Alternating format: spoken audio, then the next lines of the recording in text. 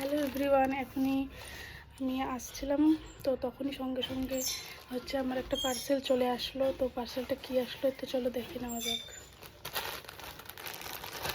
পার্সেলটা হচ্ছে একটা ওয়ান পিস অর্ডার করেছিলাম, দেখা যাক কেমন এসছে।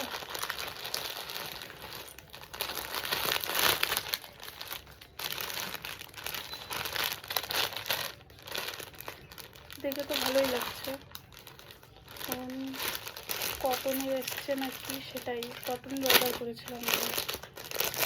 আর তোমরা এখানে দেখে নাও যে কোনটা অর্ডার করেছিলাম।